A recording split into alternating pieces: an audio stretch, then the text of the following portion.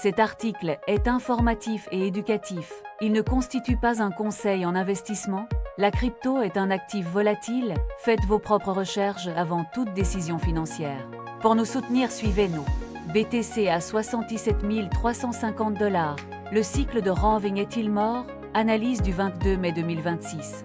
Le BTC oscille entre 75 500 $ et 82 270 $ ce printemps. Une compression historique se met en place.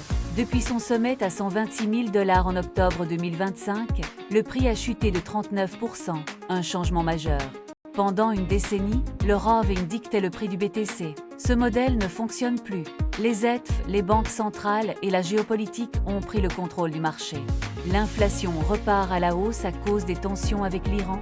Le pétrole dépasse 99 $ le baril. L'indice PPI a grimpé de 1,4% en avril. Les anticipations de baisse de taux s'effondrent. Le rendement des bons du Trésor à 30 ans atteint 5,19%, un record depuis juillet 2007. Moody's a rétrogradé la note américaine de A à A1. Un choc pour les marchés. Kevin Warsh est devenu président de la Fed le 22 mai. Le BTC a craché à 75 500 $ en quelques minutes. Cette transition a suivi une règle implacable sur les marchés. 3 nouveaux présidents de la Fed, 3 cracks. Les sorties massives des ETF BTC ont atteint 635 millions de $, puis 648 millions en une seule journée. Mardi suivant, 331 millions de $ sont sortis. Mercredi, seulement 70 millions. Les vendeurs s'épuisent. BlackRock a déplacé 1587 BTC vers Coinbase. Un simple rééquilibrage opérationnel, pas une vente. SpaceX détient désormais 18 712 BTC selon une déclaration à la SEC. Plus que Tesla, le fonds souverain Mubadala d'Abu Dhabi a augmenté son exposition de 16% en pleine crise. Sur le graphique journalier, un triangle de compression massive s'est formé.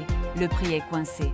Le support à 76 000 $ a été testé 3 fois ce mois-ci. Un niveau exceptionnellement solide. La moyenne mobile à 200 jours se trouve à 82 270 $. Elle a rejeté le prix 7 fois en mai. Le RSI montre une divergence haussière cachée. Le momentum baissier s'essouffle sans que le prix ne remonte.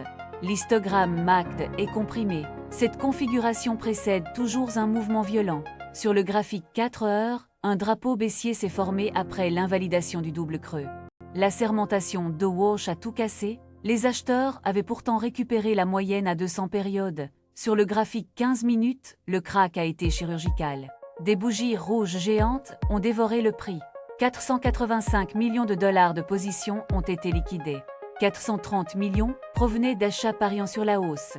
La chaleur du carnet d'ordre montre un mur massif entre 75 000 $ et 75 500 $.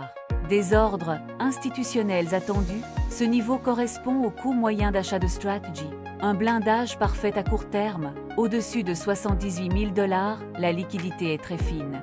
Les vendeurs institutionnels refusent de distribuer. L'intelligence artificielle Grok prévoit une hausse vers 88 000 $ si le prix dépasse 82 000 $ de manière soutenue. Ce seuil correspond exactement à la moyenne mobile à 200 jours. La clé est là. L'indice PCE paraîtra bientôt, c'est l'indicateur préféré de la Fed pour fixer les taux. Si l'inflation reflue, le BTC pourrait dépasser 82 000 $ et entrer dans un nouveau canal haussier. Si l'inflation reste chaude, le support des 76 000 $ sera testé pour la 4e fois. Fragile, chaque test d'un support augmente la probabilité de rupture, la loi de la physique des marchés. Si 76 000 $ cède, le prochain objectif est 74 500 $. Un repli brutal et rapide. Pour les investisseurs, la zone entre 74 500 $ et 76 000 $ offre une opportunité d'achat stratégique. Accumulez discrètement sur les baisses. Surveillez la publication du PCE cette semaine. Merci d'avoir regardé. Abonnez-vous pour plus d'analyses crypto et